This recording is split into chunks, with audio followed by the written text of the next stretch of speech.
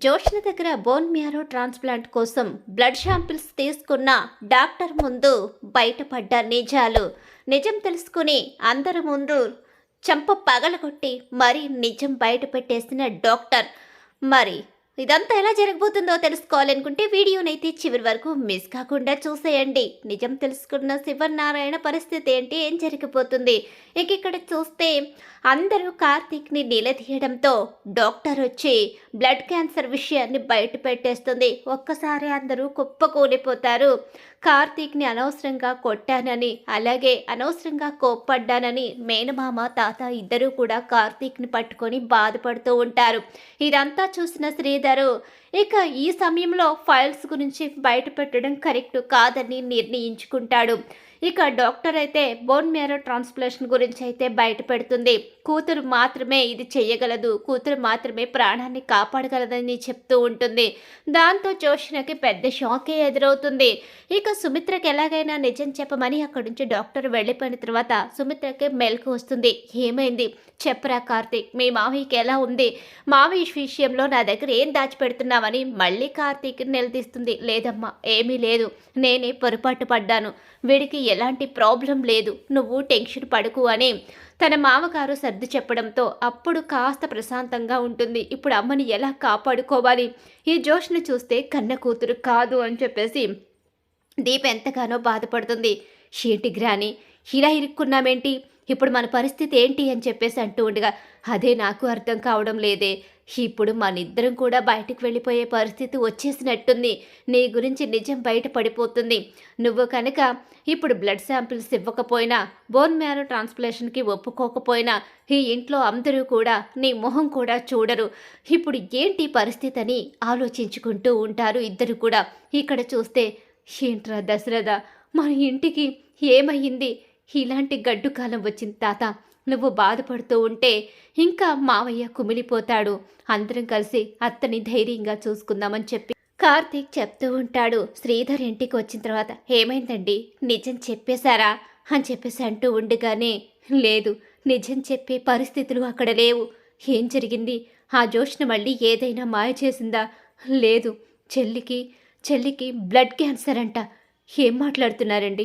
అవును, అది వినేసరికి నాకు మైండ్ పని చేయలేదు. ఇంకిప్పుడు ఈ నిజాన్ని చెప్పినా తట్టుకునే శక్తి వాళ్లలో లేదు, అందుకే తిరిగి వచ్చేశాను అంటూ శ్రీధర్ చెప్పేసరికి ఒక్కసారి కావేరి, స్వప్న ఇద్దరూ కూడా షాక్ అయిపోతారు. ఈ విషయం ఇంకా కాంచనకి తెలిసి ఉండదు. కాంచనకి ఈ నిజం తెలిస్తే ఎలా తట్టుకుంటుందో ఏంటో. కాంచనకి సుమిత్ర అంటే చాలా ఇష్టం. సుమిత్ర విషయంలో ఏదైనా జరిగితే కాంచన తట్టుకోలేదు అని చెప్పేసి బాధపడుతూ ఉంటాడు శ్రీధర్. అయితే ఇప్పుడు ఆ కుటుంబం ఈ పరిస్థితిని ఎలా ఎదుర్కొంటుందో, మరి ఇప్పుడు ఇక వదిన పరిస్థితి ఏంటి అని అడిగేసరికి, బోన్ మ్యారో ట్రాన్స్ప్లాంటేషన్ జరిగితే సుమిత్ర బ్రతికే అవకాశం ఉందని డాక్టర్ చెప్పారు. మరి ఈ జోష్న ఏం చేస్తుందో, ఏం చెయ్యాలనుకుంటుందో, అసలు సుమిత్ర పరిస్థితి ఎలా ఉంటుందో ఆ భగవంతుడికే తెలియాలని శ్రీధర్ బాధపడుతూ ఉంటాడు. ఇక్కడ చూస్తే కార్తీకు, దీప అందరూ కూడా ఎంతగానో తల్లడిల్లిపోతూ ఉంటారు. ఈ విషయం బయటపడిపోకుండా ఉండాలని ఎన్నో ప్రయత్నాలు చేస్తూ ఏం చేయాలో అర్థం కాని అయోమయం పరిస్థితిలో పడిపోతారు జోష్న అలాగే పారిజాతం. ఇద్దరూ కూడా చాలా టెన్షన్ పడుతూ ఉంటారు. కార్తీక్ ఇక జోష్న ఒప్పుకుంటుంది కదా, జోష్న అని చెప్పి పిలిచేసరికి, ఏంటి తాత? అదే డాక్టర్ చెప్పిన విషయం గుర్తుంది. మరి నువ్వు దానికి ఏంటి నేను అని ఇంకా అంత ఆలోచిస్తున్నావేంటి? మీ అమ్మని బ్రతికించుకోవడం నీ చేతుల్లోనే ఉందని చెప్పిన తర్వాత కూడా కనీసం నేను మా అమ్మని కాపాడుకుంటాను, నా నుంచి ఏదైనా ఇచ్చి మా అమ్మని నేను కాపాడుకుంటాను, అమ్మ కావాలి అని ఒక్క మాట కూడా మాట్లాడలేకపోయావేంటి? మౌనంగా ఉండిపోయావేంటి? అంటే నీకు ఇష్టం లేదా ఏంటి మీ అమ్మని కాపాడుకోవడం? అదేంటి తాత అలా అంటావేంటి? అమ్మని కాపాడుకోవడం నాకెందుకు ఇష్టం ఉండదు? మరి ఏమో, నువ్వు కానీ మీ గ్రాని కానీ ఒక్క మాట కూడా మాట్లాడకుండా మౌనంగా ఉండిపోయారేంటి? మీ ఇద్దరిని చూస్తుంటే ఏదో అనుమానంగా ఉంది. నా కోడల్ని బ్రతికించలేకపోతే నువ్వు ఇంటి వారసురాలుగా ఉండడంలో కూడా అర్థమే లేదు అని చెప్పేసి శివనారాయణ అంటూ ఉంటాడు. అలా ఏం లేదు తాత, నేను ఇస్తాను, నేను కాపాడుకుంటాను అని చెప్పేసి జోష్న అంటూ ఉంటుంది. ఇప్పుడు ఇదేం చేస్తుందో ఏంటో, ఏ రకంగా సుమిత్రని కాపాడుతుందో ఏంటో అని చెప్పేసి ఇక ఆలోచిస్తూ బాధపడుతూ ఉంటుంది. సుమిత్రని కాపాడుకోలేకపోతే ఇంకా ఈ ఇంట్లో ఎవ్వరూ కూడా జోష్నని ఉండనివ్వరు, కూతురుగా కూడా ఇంట్లో ఇక స్థానం ఉండదు అని చెప్పేసి ఆలోచిస్తూ ఉంటుంది. పారిజాతమైతే ఉదయాన్నే టెస్టులకి వెళ్ళాలి అని చెప్పేసి అనేసరికి ఎలా తప్పించుకోవాలో అవకాశం లేదు. ఇక ఇంట్లోంచి వెళ్ళిపోతే ఇంకెలాంటి వచ్చే ఛాన్స్ కూడా లేదు. ఇంకేం చేస్తారు? పారిజాతం జోష్న ఇద్దరు కూడా ఇంక ఇవేమీ కూడా మన వల్ల కాదు, మనం చేయవలసింది ఏదైనా ఉంది అంటే అది డాక్టర్ని బ్రతిమలాడుకోవడమే. డాక్టర్ ముందే మనం చేతులు జోడించి ఇక డాక్టర్ ముందు అలాగే దేవుడి ముందు అబద్ధం చెప్పకూడదంటారు కదా, అందుకని నిజాన్ని చెప్పేద్దాం. గ్రాని, అవును గ్రానీనే మాట్లాడుతున్నాను. నిజం చెప్పకపోతే మొదటికే మోసం వస్తుంది. కాళ్ళో చేతిలో గెడ్డమో పట్టుకుని బ్రతిమలాడి ఈ నిజాన్ని బయటపడకుండా డబ్బుకి కనుక లొంగితే మేనేజ్ చేద్దామని చెప్పేసి ఇక వాళ్ళు నిర్ణయించుకుంటారు. అలా నిర్ణయించుకునేసరికి ఇక అప్పుడు మర్నాడు రిపోర్ట్స్ కోసం బ్లడ్ శాంపిల్స్ అన్నీ తీసుకోవాలి, బోన్ మ్యారో ట్రాన్స్ప్లాంటేషన్ చేయాలి అంటే ఆసుపత్రిలో జాయిన్ అవ్వాలని చెప్పేసి సుమిత్రకి ప్రస్తుతం ఉన్న పరిస్థితిలో కాస్త నిజం చెప్పకుండానే నీరసంగా ఉంటున్నావు కాబట్టి 2 రోజులు డాక్టర్ ట్రీట్మెంట్ చేస్తాను అన్నట్టుగా ఆసుపత్రికి అయితే తీసుకుని వెళతారు. ఇక అందరూ ఆసుపత్రికి అయితే వెళతారు. ఇక్కడ చూస్తే కార్తీక్ దీప ఆలోచించుకుంటూ ఉంటారు. ఏంటి బావా, ఏం జరగబోతుంది? అమ్మని ఎలా కాపాడుకోవాలి? జోష్ను చూస్తే కన్న కూతురు కాదు, నువ్వు కన్న కూతురువే కదా, నువ్వు పక్కనే ఉన్నావు కదా. నేను ఇస్తాను అంటే 100 ప్రశ్నలు అడుగుతారు, ఏం సమాధానం చెప్పాలి అని చెప్పేసి అంటూ ఉండగానే చూద్దాం ఆ దైవం ఏం నిర్ణయించుకుందో. ఇక చివరి నిమిషంలో అయినా నీకు అత్తని కాపాడుకునే అవకాశం ఉంది కాబట్టి హాసని వదులుకోవద్దు అని చెప్పేసి కార్తీక్ అయితే అంటూ ఉంటాడు. ఇక టెస్టులకు వెళ్ళిన జోష్ని అయితే ఏం మాట్లాడకుండా టెస్టులన్నీ చేయించుకుంటుంది. ఆ రిపోర్ట్స్ అన్నీ రావడానికి కాస్త సమయం పడుతుందని చెప్పేసి బయటికి వెళ్ళమనేసరికి అవతల అక్కడ ఉన్న రిపోర్ట్స్ చేసే వాళ్ళని మేనేజ్ చేయాలని చూస్తుంది. అలా చూసేసరికి ఇంకా అక్కడ మేనేజ్ చేసే ఛాన్స్ లేకుండా దశరథ అలాగే ఈలోగా కార్తీక్ కూడా అక్కడే ఉంటూ ఉంటారు. అసలు జోష్ని ఏం చేయబోతుందో తెలుసుకోవడానికి కార్తీక్ ఒక కన్ను వేసే ఉంటాడు. ఈలో పారిజాతం టెన్షన్ పడుతూనే ఉంటుంది. ఇదిలా జరుగుతూనే ఉంటుంది. ఆసుపత్రిలో సిచ్యువేషన్ అయితే కాస్త ఇబ్బందికరంగానే ఉంటుంది. ఒక పక్క సుమిత్ర కూడా ఇంజెక్షన్ చేయడంతో మత్తుగా పడుకుని ఉంటుంది. ప్రశ్నలు అడిగే పరిస్థితిలో కూడా సుమిత్ర ఉండదు.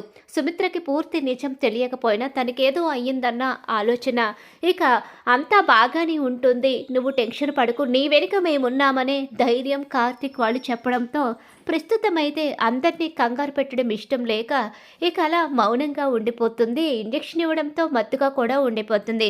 ఇక్కడ రిపోర్ట్స్ అయితే డాక్టర్ చేతికి రానే వస్తాయి.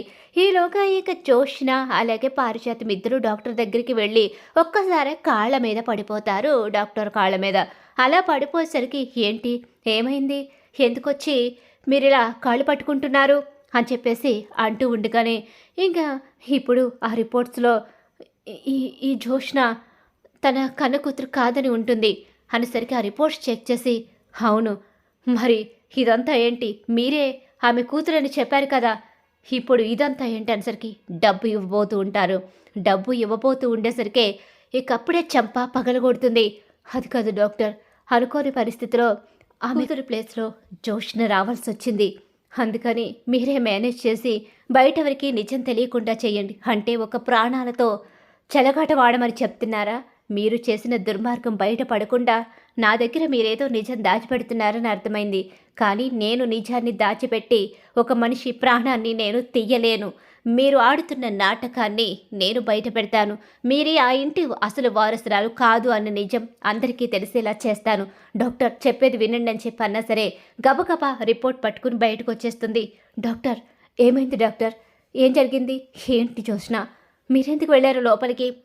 అది కాదు తాత, రిపోర్ట్స్ కోసం ఎందుకు, డాక్టర్ వచ్చి చెప్తానన్నారు కదా అని చెప్పి అంటూ ఉండగానే ఈలోగానే ఒక్కసారే ఇక బయటకు వచ్చిన డాక్టర్ అయితే మాత్రం జోష్న చంపా పగలగొడుతుంది. ఏంటమ్మా ఏమైందమ్మా?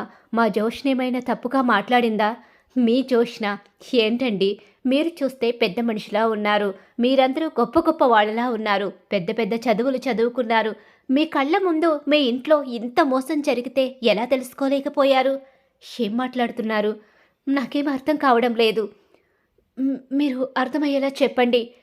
అవునండి, మీరు చాలా మోసపోయారు. అసలు ఈ రిపోర్ట్స్లో ఏముందో చెప్తే మీరెవరూ తట్టుకోలేరు. ఇవి ఇవి ఈ రిపోర్ట్స్ ఎవరి? Joshna blood samples. Bone marrow transplant కోసం మేము జోష్న బ్లడ్ శాంపిల్స్ తీసుకున్నాము. ఇక అవి పర్ఫెక్ట్ మ్యాచ్ ఉంటేనే కదా మేము ఏదైనా చేయగలం. వాళ్ళిద్దరూ తల్లి కూతుళ్లే కదా. అవును నిజమే. ఇంతకాలం ఆ భ్రమలోనే మీరు బ్రతికారు. ఏం మాట్లాడుతున్నారండి? నిజం, నేను చెప్పేది నిజం. వీళ్ళు మిమ్మల్ని మాయ చేశారు. లోపలికి వచ్చి వీళ్ళేం చేశారో తెలుసా? నాకు డబ్బులు ఇవ్వబోయారు. అంటే దేనికోసం? అసలు మిమ్మల్ని మేనేజ్ చేయవలసిన అవసరం ఏముంది? అంటే మా జోష్నకి బోన్ మ్యారో ట్రాన్స్ప్లాంటేషన్ జరగడం ఇష్టం లేదా? తను ఇవ్వడానికి సిద్ధంగా లేదా? ఇవ్వడానికి ఎందుకు సిద్ధంగా లేదు? ఇవ్వడానికి సిద్ధంగానే ఉంది, కానీ మ్యాచ్ అవ్వడమే కష్టంగా ఉంది. డాక్టర్, అసలు మాకేం అర్థం కావడం లేదు. తన బ్లడ్ శాంపిల్స్, సుమిత్ర గారి బ్లడ్ శాంపిల్స్ మ్యాచ్ కావడం లేదు. అదేంటి? వాళ్ళిద్దరూ తల్లి కూతుళ్ళు కదా.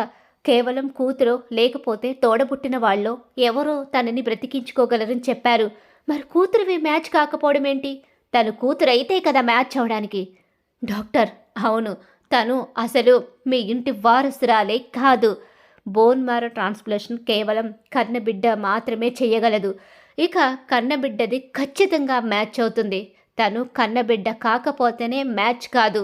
అంటే అవును, తను మీ ఇంటి వారసురాలైతే కాదు. తను మీ ఇంటికి ఎలా వచ్చిందో, మీ ఇంట్లో ఎలా ఉంది అన్న విషయం పక్కన ఉన్న ఈ పెద్దావిడికి తెలుసు.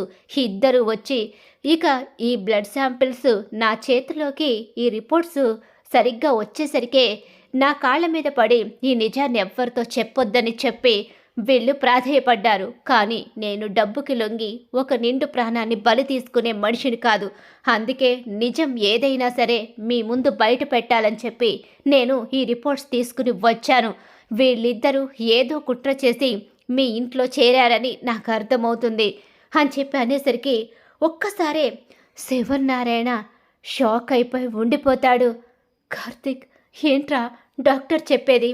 జోష్న, పారిజాతం, ఏంటిదంతా?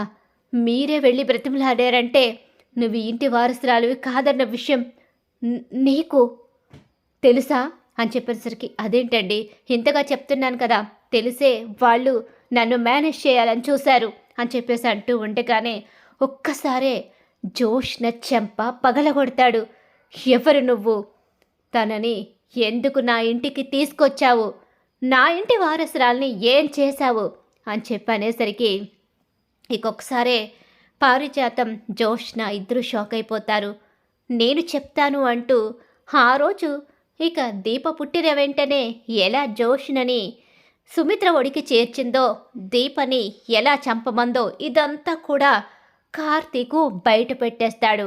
ఆ ఇంటి అసలు వారసురాలు దీప అన్న నిజాన్ని కార్తీకు ఆ సమయంలోనే ఇప్పుడు అవకాశం వచ్చింది, మళ్ళీ రాదు. నిజాన్ని బయట పెట్టాలని, సుమిత్రని కాపాడుకోవడం కోసమైనా నిజం బయటపడాలని చెప్పేసి అసలు నిజాన్ని కార్తీక్ చెప్పేస్తాడు. ఒక్కసారే దశరథ, శివనారాయణ షాక్ అయిపోతారు. ఈ నిజం తెలిసిన జోష్న పరిస్థితి ఎలా ఉన్నా అసలు దీప ఇంటి వారసురాలని ప్రస్తుతం అనుమానం కూడా లేని పారిజాతానికి కూడా ఊహించని షాకే ఎదురవుతుంది. నిజాలు బయటపడడంతో పారిజాతం జోష్నకు ఊహించని షాక్ అయితే ఎదురవుతుంది. మరి ఖచ్చితంగా రాబోయే కథలో ఇలా అయితే జరగబోతుంది. ఇలా జరిగి నిజం బయటపడాలని చెప్పి మీరు కూడా కోరుకుంటున్నారా? అయితే వీడియోని తప్పకుండా లైక్ చేసి కార్తీక దీపం సీరియల్ అప్కమింగ్ ఎపిసోడ్స్ టీవీలో కన్నా ముందుగా చూడాలనుకుంటే మా ఛానల్ ఇప్పుడే సబ్స్క్రైబ్ చేసుకుని పక్కనే ఉన్న గంట సింబల్లో ఆల్ మీద అయితే క్లిక్ చేసేయండి.